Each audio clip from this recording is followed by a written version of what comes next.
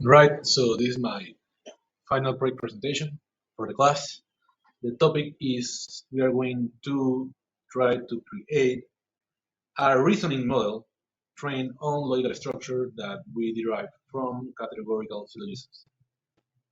So first of all, some background on this. This is very known and is the current state of LLM training, right? So currently we have very large frontier models trained on next token prediction. That's another way of saying training a model on words. Uh, they are then fine-tuned on instruction following, chain of thought, and a variety of methods. The mentality until now in the industry has been that a bigger model is better. However, that is changing. That's changing.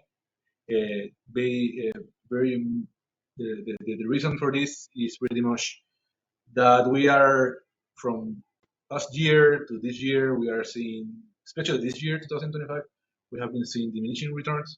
We have seen how newer models are not exponentially better. Like for example, a GPT-3 was exponentially better than a GPT-2. However, a GPT-4 better than GPT-3. However, a GPT-5 is only like marginally better than GPT-4. This is only samples, but we have been seeing this across many companies and labs.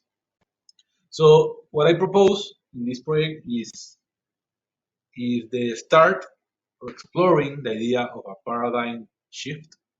So instead of training a model on next token prediction, like words, to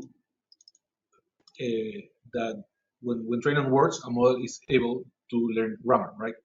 Grammar being the rules connecting words, and they do this very well. Like it's incredible how transformer encoder decoders, special decoders, have evolved since 2017 to what they are now. Like they almost seem like to the untrained eye, they seem like they are prison. However, they are not. They are just predicting the next token. So instead, if a model is able to learn grammar when trained on words, it's a model which is trained on logical structure, which is what I propose. Is it able to learn reasoning? Reasoning being the rules connecting logical structure, right? This is the big question of this work. Can we do this? Like, do we need to do this from pre-training? Are we able to do this in fine-tuning? I do not explore this practically in this work. I do explore it theoretically in the next couple of slides. So this brings me to what I propose, the idea of spaces. Okay, so I propose there is this, and this is all language, by the way. Everything I'm talking about here is NLP. It's the language domain. So the words being the symbol of language, how we represent language, is the larger space, right? So I propose there is a series of concentric spaces sitting on top of words. And then there is grammar. Grammar being a subspace of words. So not all ways of connecting words is grammatically correct. And the frontier models, the frontier transformer decoders, are able to learn this space by being trained on this space, right? So similarly, if we are able to train the model to operate in a smaller space by training it in with the correct bias, if we will, the big question is that if this space, the reasoning space, does it even exist? And if it exists, is there a separable manifold, a reasoning manifold that is able, where a model is able to navigate within? That's kind of what we are exploring here, right?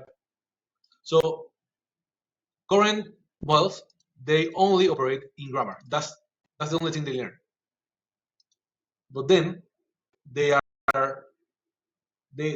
implement a variety of mechanisms like instruction following, chain of thought, fine-tuning, to be able to approximate reasoning, but still they operate in the grammar space. So the idea here is to be able to not operate on the grammar space, but to operate directly on the reasoning space. So that way, a smaller model, instead of brute forcing, like current frontier models do, they brute force reasoning by iteratively operating on grammar. For example, chain of thought is a perfect example of grammar brute forcing, which approximates reasoning. So what if we can operate directly on the reasoning space? So what is reasoning? Well, that's a complicated question and it's out of scope of this project, but we can propose a framework to separate reasoning into semantic recall and symbolic precision. For example, when I say tiger, my mind performs a very high semantic and very fast semantic recall, pulling, for example, tiger and tiger lily. However, it is symbolic precision that tells me that this tiger can kill me, and this is just a pretty flower. This is kind of the same of what I'm exploring. In this particular project, we are only focusing on symbolic precision. And to do this, we are using a logical structure, which is very known. This was actually proposed or made famous by Aristotle, the famous Greek philosopher. So it's very old concept. And categorical syllogisms are basically three statement logic arguments, two premises that entail a conclusion, right? So they are very organized. They are almost like a small programming language.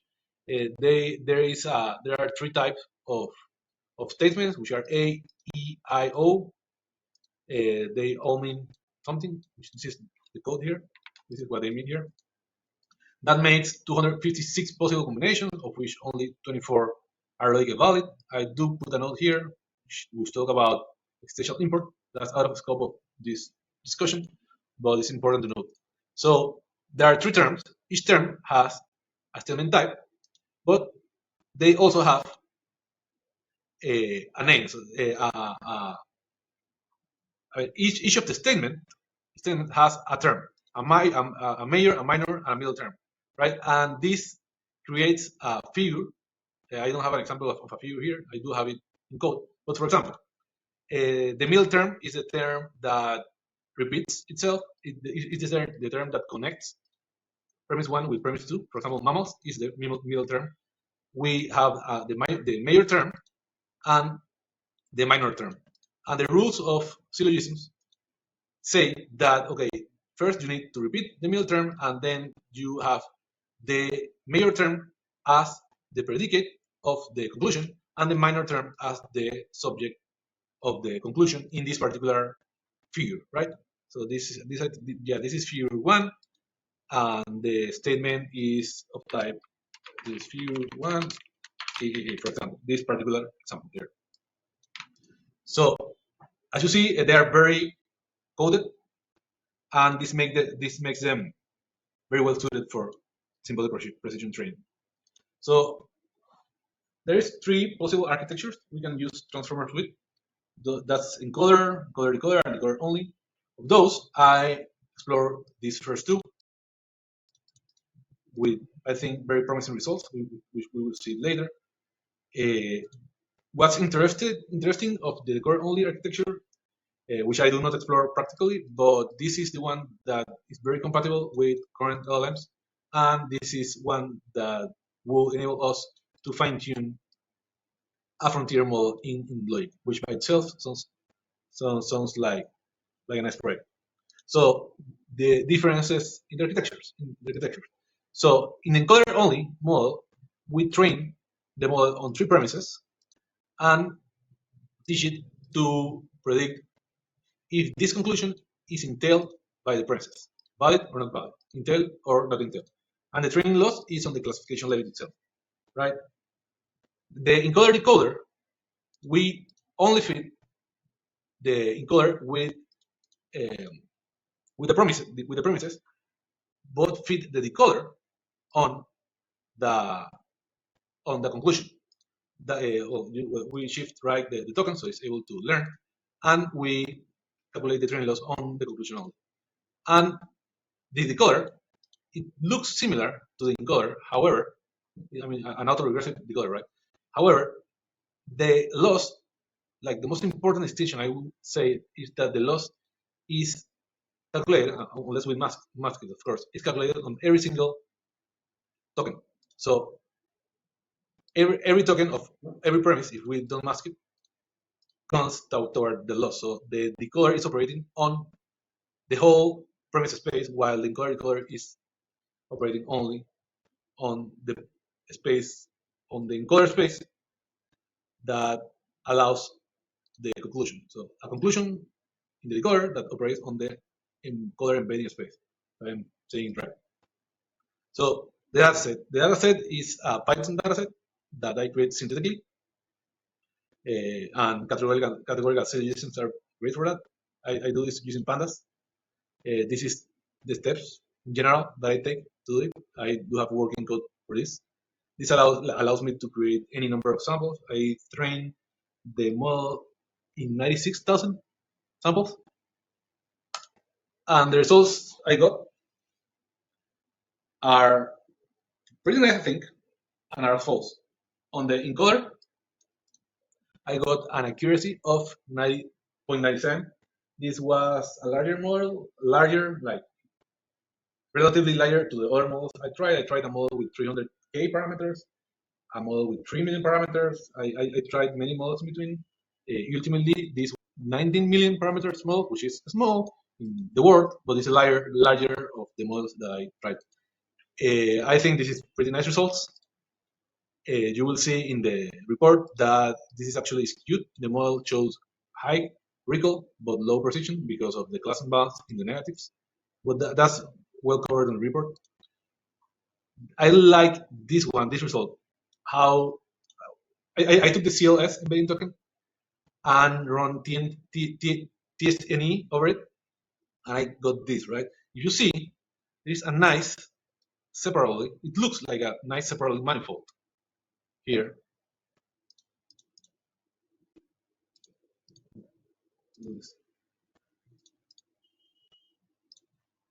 Here,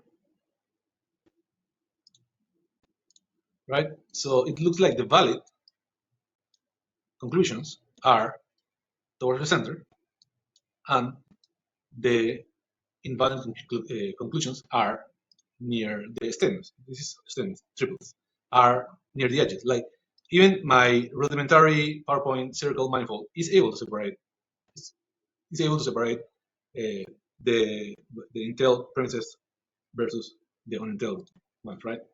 So, and this maybe the start of the evidence that there is a reasoning space which is separable by a reasoning manifold, and this is pretty exciting because this was one of the objectives of the study, to find this reasoning space and this reasoning manifold. And this basic TSNE over the CLS on a 19 million parameter encoder kind of allows us to visualize some approximation of it. And the other result that I very much like, and I'm running out of time here, so I'm going to finish with this, is I think this is one of the moments that I like the most of the project. I fed this encoder-decoder test evaluation with 20 premises pairs encoding factual knowledge, right? This was natural language. And the model is able to generate these 12 predictions or conclusions, and every single one of them is true. There is nothing wrong there. I mean, the logic could be better. I mean, the model is very modest, and it's using some instead of all, because all is more compromising than some, right? Some has less chances to be wrong. So the model chooses to use some, which is fine. But if you see, nothing here is wrong. For example, some rocks are not mammals. You could say that all rocks are not mammals, but it's not false that some rocks are not mammals. This is true. If the model will say the same, like some rocks are mammals, then that will be an incorrect fact. But there is not a single fact there that is incorrect. And the model was able to do this with I mean, this is a 3 million parameter model, so it's very small. And this is also zero-shot learning, right? I think that a small model being able to approximate that is very promising.